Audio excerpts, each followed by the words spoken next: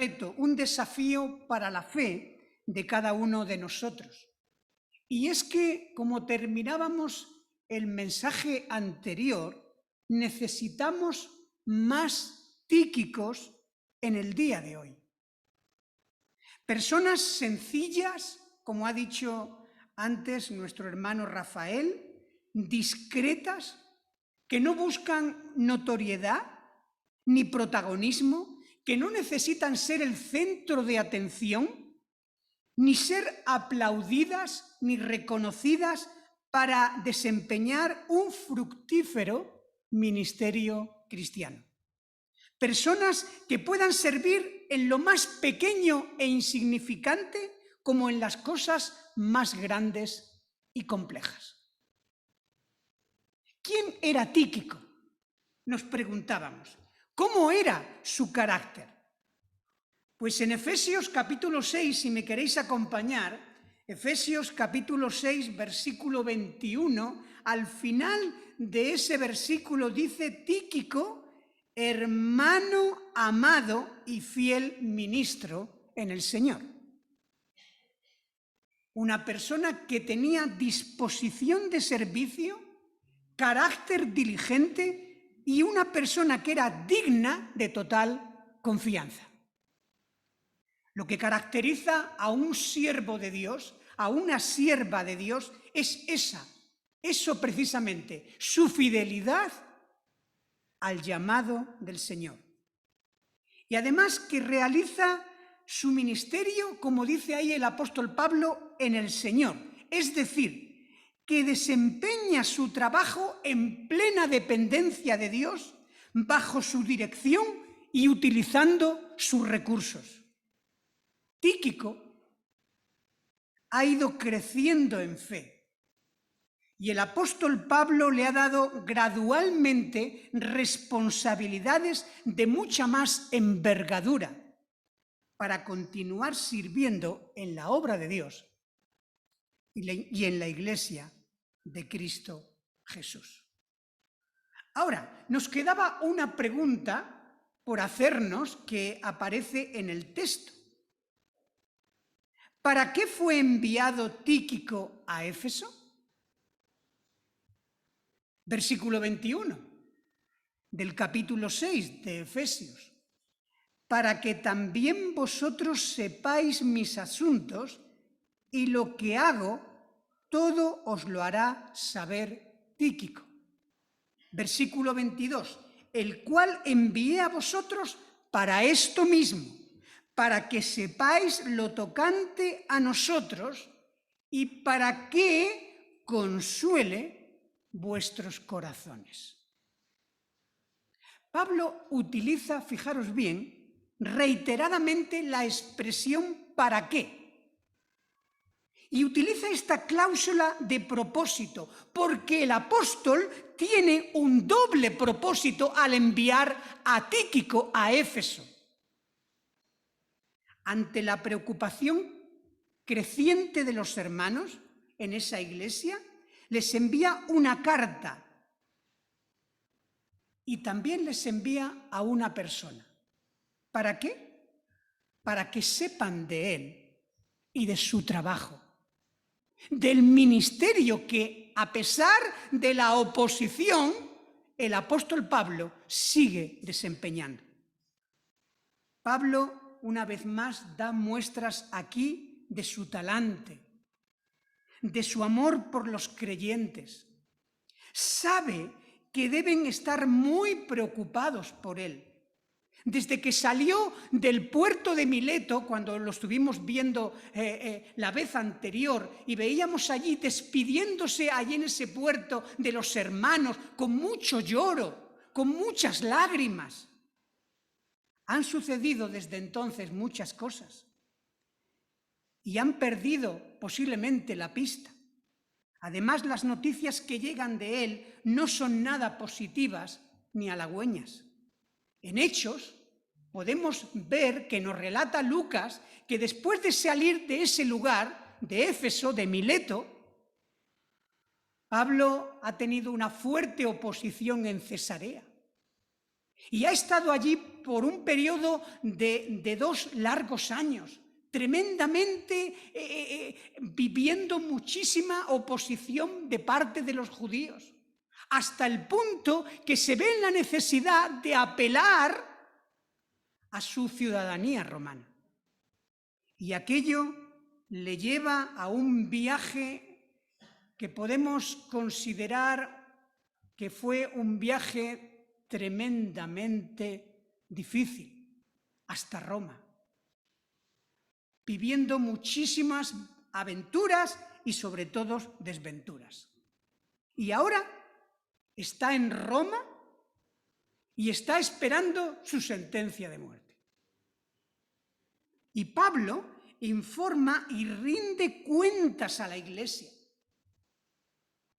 Yo no sé si sois conscientes de lo que estamos diciendo, pero él podía haber dicho: yo soy el apóstol de los gentiles. Yo tengo autoridad que me ha sido conferida de parte del mismo Dios. Yo no tengo que rendir cuentas a nadie. Mi superior es Dios, y solo Dios, y solo a Él le rindo cuentas. Pero este no era el proceder ni el talante de Pablo. Este no era el corazón del siervo que vemos y leemos una y otra vez en sus escritos. Él dice: hermanos de Éfeso, yo quiero que sepáis lo que estoy haciendo y cómo lo estoy haciendo. Y quiero que sepáis de los triunfos y sufrimientos, de las glorias de la obra en el Señor, y también de las miserias, de las debilidades y decepciones que he tenido con algunos colaboradores. El apóstol, el mismo apóstol Pablo, el gran apóstol Pablo, necesitaba de la ayuda de otras personas. Porque no existen los cristianos estrella. A mí me preocupa en el siglo XX y también en el siglo XXI que tengamos a ciertos creyentes que sí, pueden tener dones muy espectaculares, que pueden tener incluso unas habilidades que sobresalen, pero que en definitiva son hombres y mujeres como nosotros. Que Dios les ha dotado con algo especial, gloria a Dios, pero no son estrellas del rock, ni son estrellas de Hollywood, no son tampoco llaneros solitarios. En la iglesia del Señor no necesitamos creyentes autosuficientes, independientes e aislados por completo del cuerpo de Cristo. Esto no existe en la Escritura. Esto no es lo que vemos en el Nuevo Testamento. Podemos llegar a pensar que no tenemos que rendir cuentas a nadie. Nosotros ya somos lo suficientemente maduros, ya tenemos años en el Señor, lo sabemos todo y podemos con todo. Los demás pueden venir y rendir cuentas, pero yo no tengo que rendirle cuentas a nadie. Sin embargo, esta no era la manera de pensar del apóstol. Reconoce que es parte de una iglesia, de la iglesia de Jesús, que es la cabeza. Tú y yo somos parte de una comunidad, de un cuerpo. Y esto, hermanos, promueve la unidad y promueve el avance del reino de Dios en este mundo. La iglesia de Éfeso apoyaba en oración a Pablo y económicamente. Y eran parte de su ministerio, y el progreso del evangelio no solamente era llevado a cabo por este gran apóstol, sino por toda una iglesia que le respaldaba.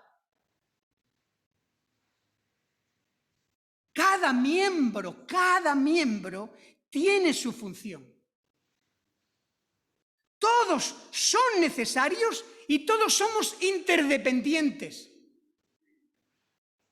Aquellos miembros que parecen más importantes y aquellos también que podemos considerar de segundo orden. Acompañarme, porque qué mejor que lo diga el apóstol Pablo y que nos diga la palabra de Dios acerca de esto. Primera de Corintios capítulo 12. Por favor, si tenéis Biblia, vamos a leer unos cuantos versículos que son fundamentales. Primera de Corintios capítulo 12. Vamos a empezar leyendo desde el versículo 12.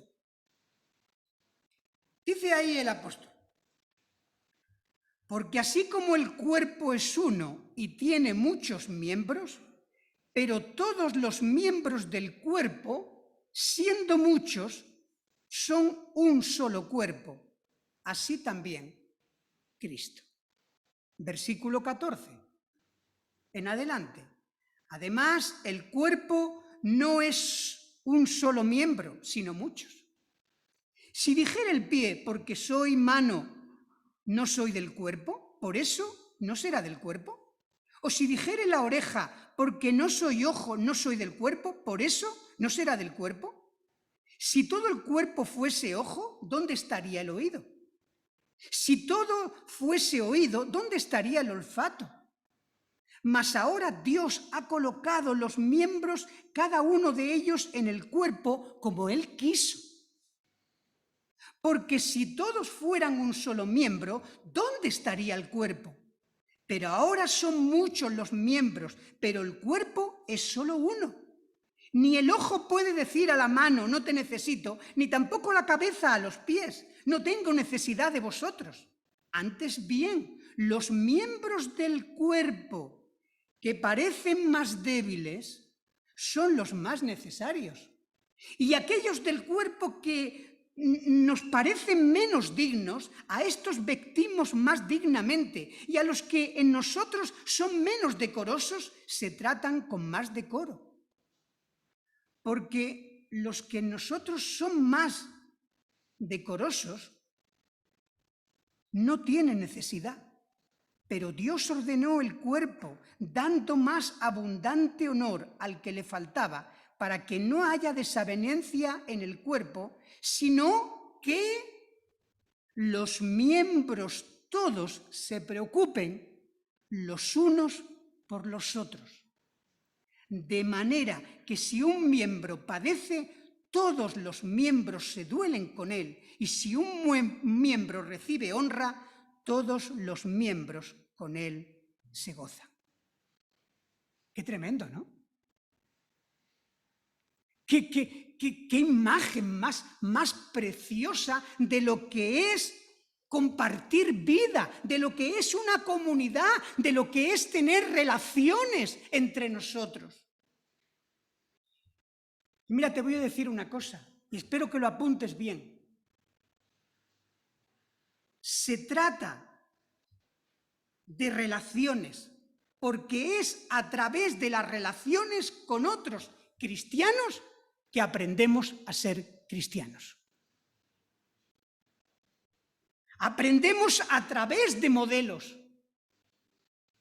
Y no es casualidad que Jesús escogió a 12 y la meta era hacerles sus discípulos, para que ellos hiciesen discípulos más tarde. Y es interesante porque en Marcos 3, versículo 14, dice que estableció a 12 y en primer lugar lo hizo para que estuvieran con él. Después para enviarlos a predicar y para hacer grandes señales, pero en primer lugar para que estuvieran con él, para que aprendieran de él.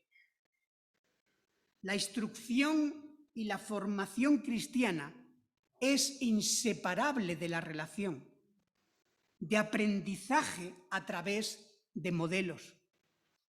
El seguimiento a Jesús, el discipulado, es inseparable de la vida comunitaria, de la vida de la Iglesia.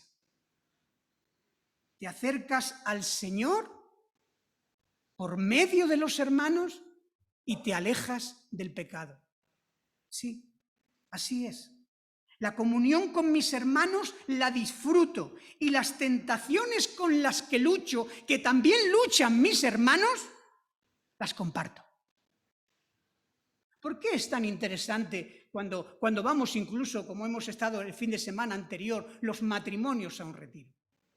Porque cuando nos juntamos, o incluso nos juntamos como varones, o con la edad que nos toca, porque estamos en la primavera o en el otoño, vemos que lo que le pasa a Robin, o a Fabio, o lo que le pasa a otro, es lo que me pasa a mí.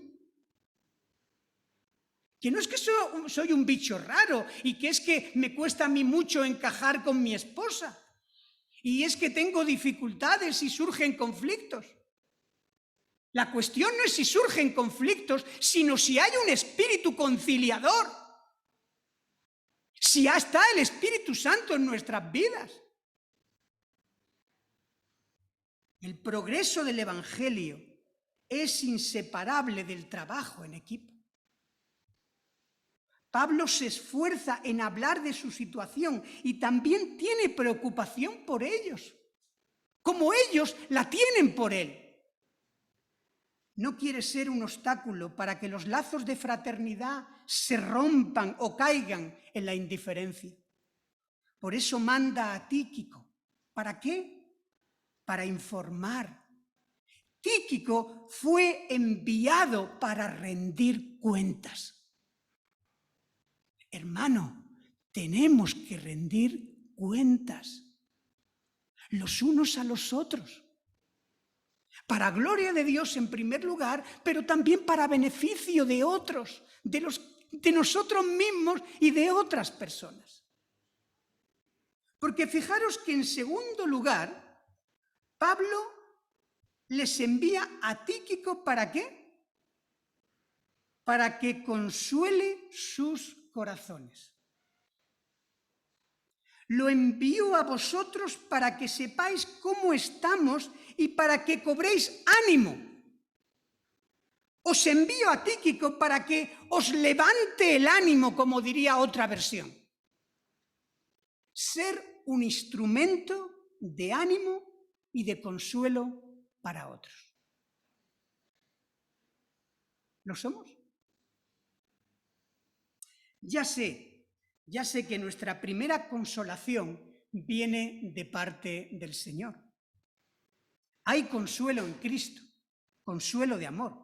Dios es el Dios de toda consolación, de toda. Y si alzamos nuestra mirada de fe a Él nos puede consolar. Y además tenemos al Espíritu, que es el gran consolador, el Espíritu Santo. Y nos consuela a todos los niveles. Y si bien nuestro consuelo viene del Señor, Él utiliza a personas, a hermanos, para que sean el medio por el que Él manda ese consuelo. ¿Me seguís? Si nuestro consuelo es verdad que viene del Señor, Él utiliza a hermanos para que sean el medio por el que venga este consuelo. Segunda de Corintios, por favor, acompañarme a un texto maravilloso. Segunda de Corintios, capítulo 1, los versos que van del 3 al 7. Segunda de Corintios 1, 3. Bendito sea el Dios y Padre de nuestro Señor Jesucristo, Padre de misericordia y Dios de toda consolación, el cual nos consuela en todas nuestras tribulaciones. Gloria a Dios.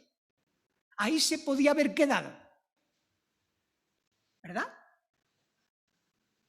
Sin embargo, dice que somos consolados por Dios para que podamos también nosotros consolar a los que están en cualquier tribulación, por medio de la consolación con que nosotros somos consolados por Dios. porque de la manera que abunda en nosotros las aflicciones de Cristo, así abunda también por el mismo Cristo nuestra consolación. Pero si somos consolados, es para vuestra consolación y salvación, la cual opera en el sufrir las mismas aflicciones que nosotros también padecemos.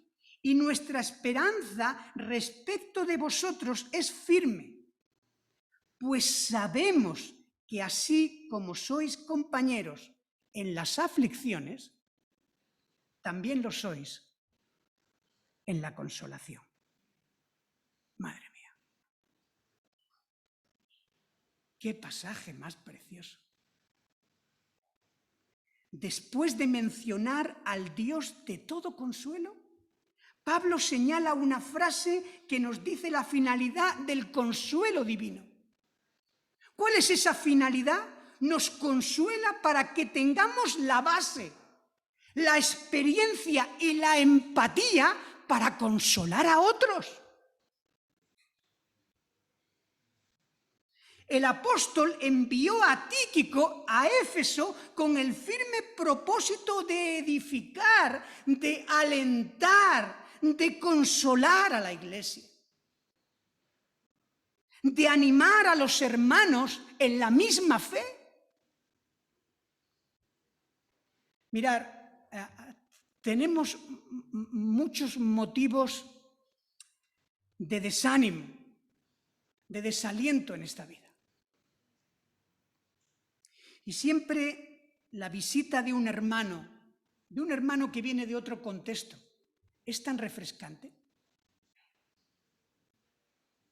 Porque nos trae noticias que se extienden en nuestro horizonte y nos ayudan a ver mucho más allá. Y nos infunde un ánimo para continuar adelante. Porque nos deja ver, a pesar de la oposición, nos deja ver la gracia de nuestro Dios. Nos trae otra perspectiva de lo que el Señor está haciendo en nuestras vidas. Pablo le dice, esto que estoy pasando, esto que he pasado desde que os abandoné, lo que le ha dicho en la carta es, mirad, lo que he pasado, que ha sido mucho, es motivo de gloria. Tengo el privilegio de compartir los padecimientos de Cristo y por eso tenemos que gozarnos. Hay que ver la perspectiva cómo cambia cuando vemos las cosas desde una óptica o de otra, ¿verdad? El apóstol Pablo, después de todo lo que ha pasado y ahora, después de haber sido arrestado, después de haber sido encarcelado, de estar esperando su sentencia de muerte, de morir por el Evangelio, en vez de enviar una carta y ponerse a llorar, les dice, gozaos, alegraos, consolaos con mis aflicciones. Bienaventurados, dijo el Señor Jesucristo, cuando por mi causa os vituperen y os persigan y digan toda clase de mal contra vosotros mintiendo. Gozaos, alegraos, nos dice el Señor Jesucristo, sois bienaventurados, porque eso es lo que hicieron con los profetas. Eso es lo que hicieron con el Maestro, eso es lo que hicieron con cualquier apóstol y con cualquier creyente que ha sido fiel al Señor. Alentémonos, animémonos, edifiquémonos los unos a los otros, en vez de contarnos, y está bien, de vez en cuando hay que hacer una catarsis y hay que compartir las heridas de guerra. Pero por favor, en vez de hablar de tus enfermedades,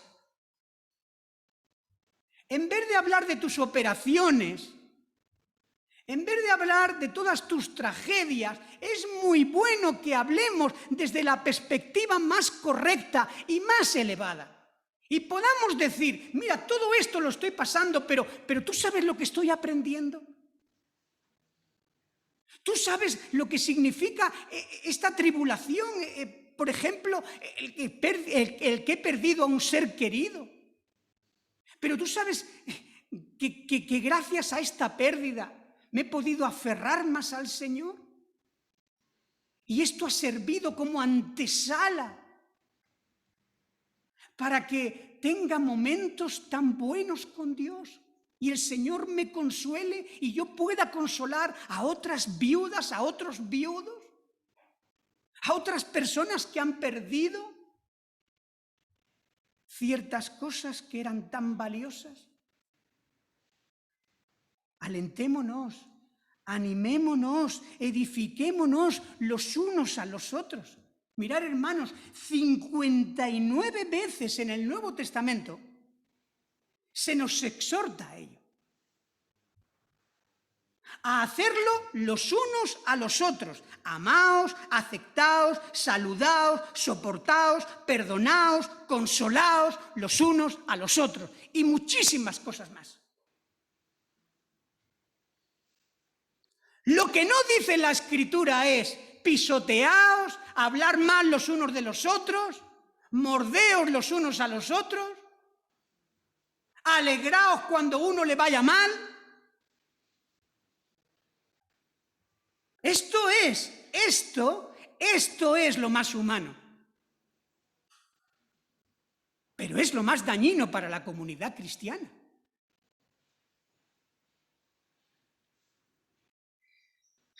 Simplemente dos textos. Primera Tesalonicenses capítulo 4. Primera Tesalonicenses capítulo 4, versículo 18 dice: por tanto, alentaos los unos a los otros con estas palabras. Y en el capítulo 5, versículo 11 dice: por lo cual animaos unos a otros y edificaos unos a otros, así como lo hacéis. La iglesia en Tesalónica se estaba animando, se estaban edificando, se estaban consolando mutuamente. Y es que esto lo necesitamos, hermanos. Nadie podemos ser cristianos en una isla. Por muy buena que sea tu familia, por muy bendecido que hayas sido con tu esposo o con tu esposa, tú no puedes vivir la vida cristiana aislado de la comunidad.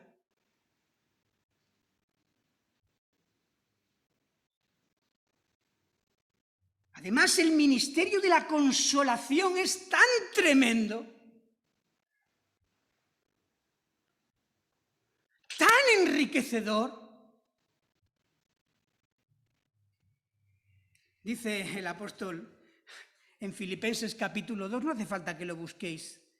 Por tanto, si hay alguna consolación en Cristo, si algún consuelo de amor, si alguna comunión del Espíritu, si algún afecto entrañable, si alguna misericordia, completad mi gozo, sintiendo lo mismo, teniendo el mismo amor, unánime, sintiendo una misma cosa. Nada hagáis por contienda o por vanagloria, antes bien, con humildad, estimando cada uno a los demás como superiores a él mismo, no mirando cada uno por lo suyo propio, sino cada cual también por lo de los otros. Haya pues en vosotros este sentir que hubo también en Cristo Jesús. Qué hermoso, qué necesario, qué urgente es el ministerio de la consolación. Qué bendición más grande para la Iglesia, para cada uno de nosotros, para nuestras familias. Y cuánta necesidad tenemos de este ministerio en medio de tanto egoísmo, de tanto individualismo y de tanto narcisismo que hay en nuestro mundo. No podemos recibir consuelo alejado de la iglesia local. No te engañes. Por muy astuto que pueda ser el enemigo, no te dejes engañar. Dios hace todo eso en el contexto de la Iglesia, en una comunidad de gracia. Y cuando en nosotros no hay gracia, la Iglesia se convierte en una desgracia.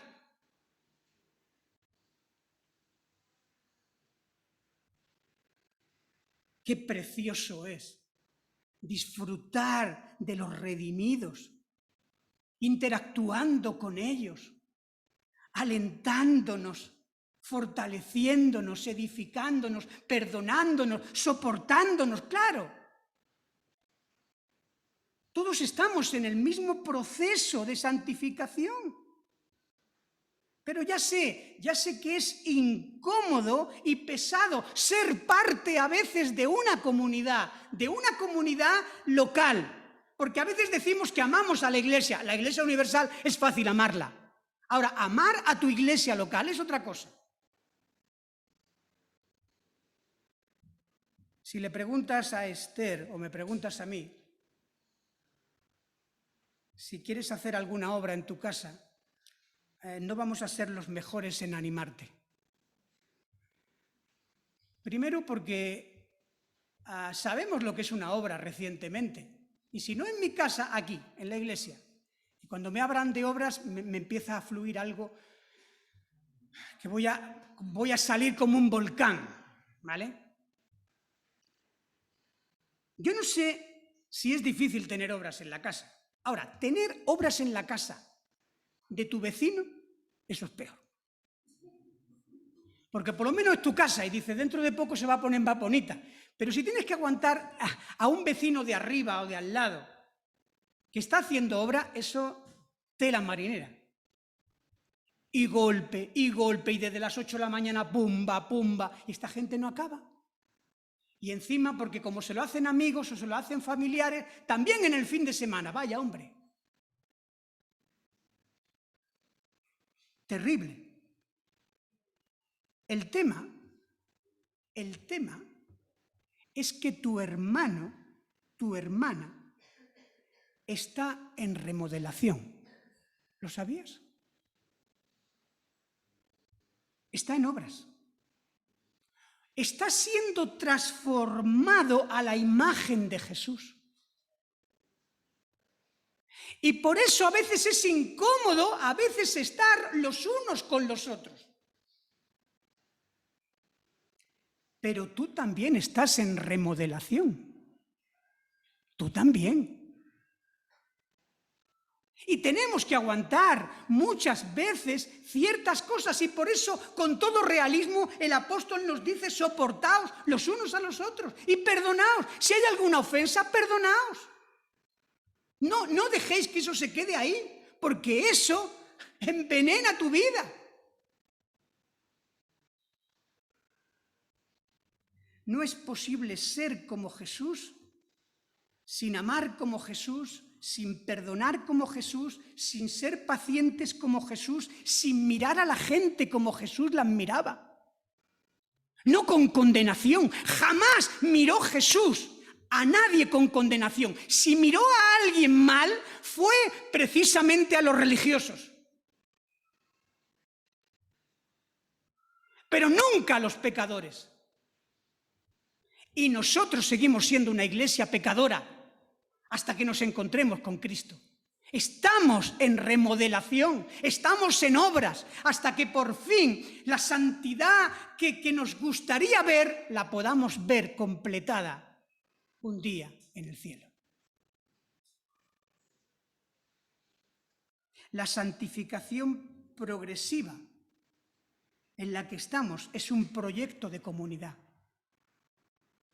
La finalidad de Tíquico, el propósito que tenía Tíquico cuando es enviado por Pablo es consolar a los hermanos, ser motivo de ánimo, de edificación a los creyentes. ¿De cuántas maneras prácticas podemos consolarnos los unos a los otros? ¿Os habéis planteado? Quizás con una palabra. Con una palabra hermosa en esta mañana. Cuando alguien me dice, aunque sea hipócrita, pero me lo dice, me dice, qué guapo está, pastor. Oh, me gozo.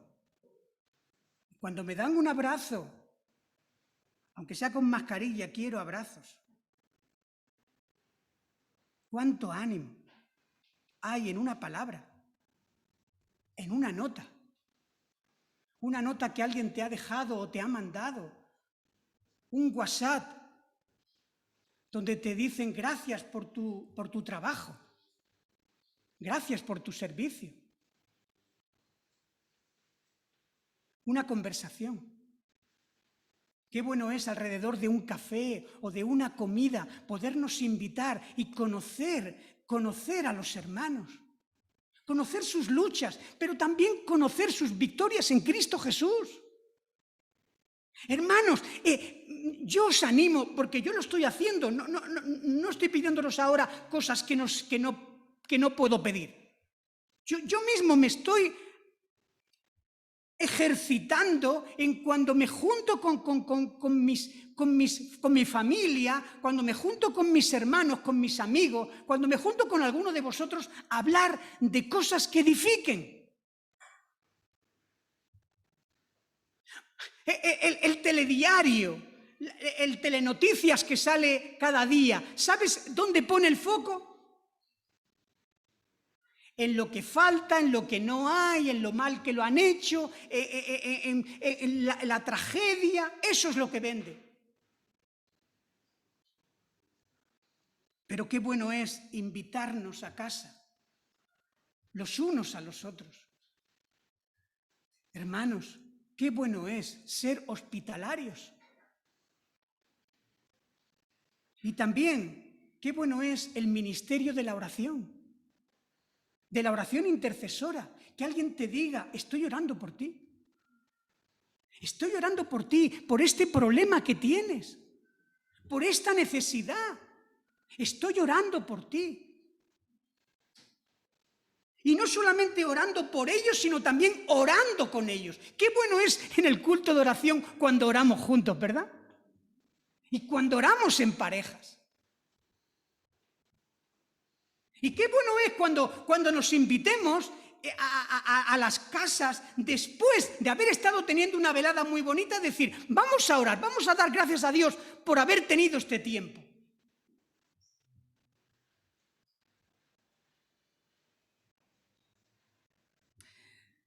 Tengo que terminar, pero ¿qué aprendemos en términos prácticos de Tíquico? El propósito firme que tenía en el corazón era servir a Dios. Servir a Dios en primer lugar, pero también a los hermanos. Amor vertical, pero también amor horizontal. Y con eso se ve la cruz de Cristo en nuestra vida diaria. ¿De qué nos sirve simplemente si tenemos un amor vertical, pero después aborrecemos a los hermanos? ¿Qué dice Juan? Si esto se da, déjame decirte que tú no has conocido a Dios. Porque el que aborrece a su hermano, el que no ama a su hermano,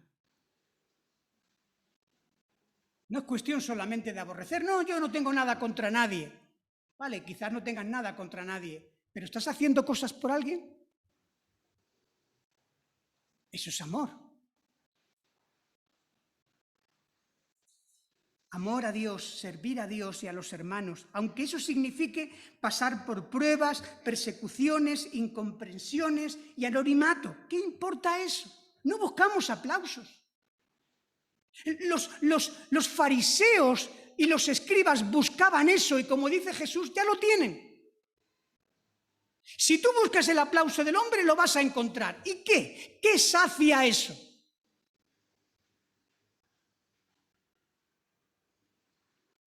¿Cuántos Tíquicos necesitamos en el día de hoy? Hermanos que vivan y se desvivan por la Iglesia de Jesús, por amor a Jesús, pero por la Iglesia de Jesús. personas que promuevan la unidad, que potencien la humildad y que posibiliten la santidad. Una santidad real, verdadera, no neurótica, no legalista, sino la que nos muestra a Dios y refleja a Dios en nuestras vidas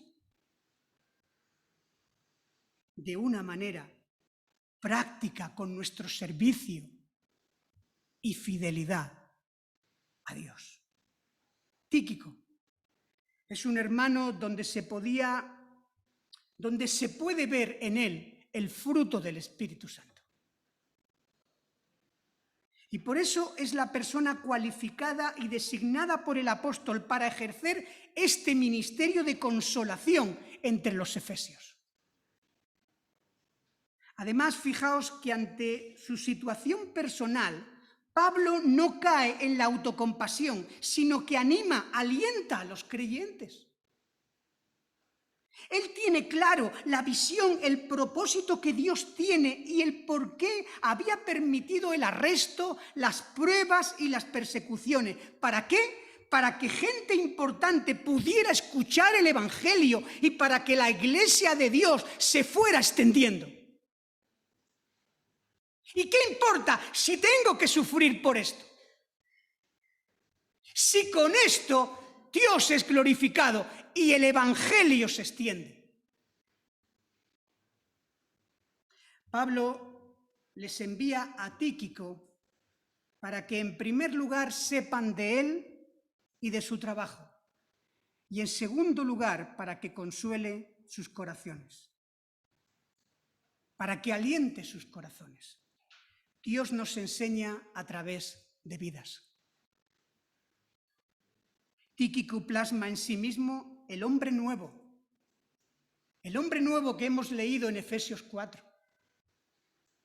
Ese hombre nuevo que ha descrito el apóstol. Y si os preguntáis, ¿se puede vivir así en el día de hoy? ¿Se puede vivir con estas características del hombre y de la mujer nueva? Pues mira a Cristo. Mira a Cristo. Y también imita a Tíquico. Al igual que él imitó a Pablo y Pablo imitó a Cristo. Su vida, yo creo, la vida de estos personajes secundarios o como se dice ahora de reparto, es de un gran reto para nosotros hoy. Necesitamos más Tíquicos en la Iglesia de Jesús. ¿Eres tú alguien así?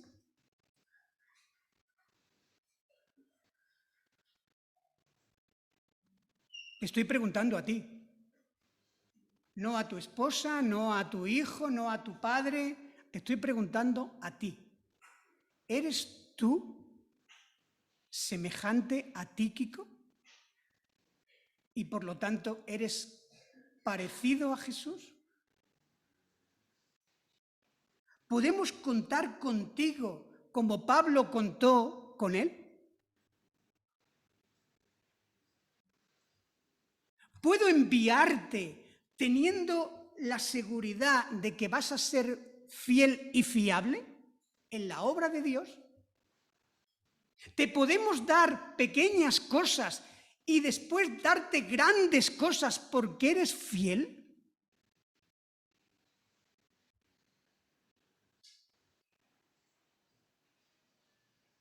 Podemos confiar en ti, en que tú puedes seguir animando y consolando a los hermanos a pesar de las tribulaciones.